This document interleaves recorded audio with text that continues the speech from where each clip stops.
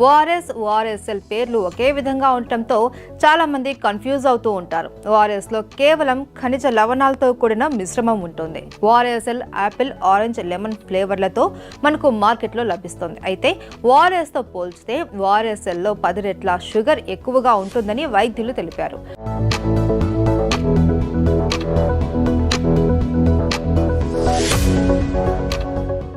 Diabetes ఉన్నవారు ఈ విధమైన ఓఆర్ఎస్ఎల్ తాగితే రక్తంలో షుగర్ లెవెల్స్ పెరుగుతాయట.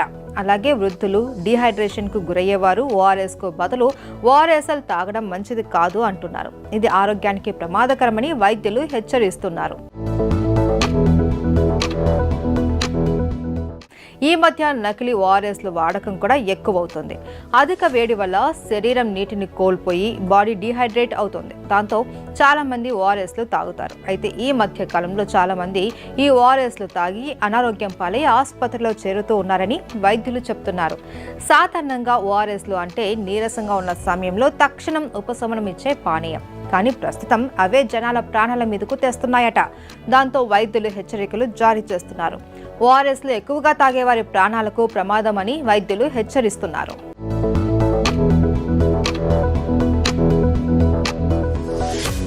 సాధారణంగా మన బాడీలో బ్లడ్ షుగర్ను ఇన్సులిన్ ఎనర్జీగా మారుస్తుంది.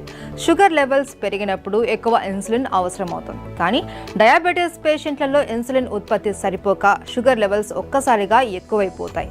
ఓఆర్ఎస్ఎల్ తీసుకున్నప్పుడు ఇదే జరుగుతుంది. ఓవైపు షుగర్ లెవెల్స్ పెరగడంతో పాటు మరోవైపు డీహైడ్రేషన్కు గురై అనారోగ్యం పాలవుతున్నారు. చివరికి ఇది ప్రాణాల మీదకు తెస్తుంది అని హెచ్చరిస్తున్నారు వైద్యులు.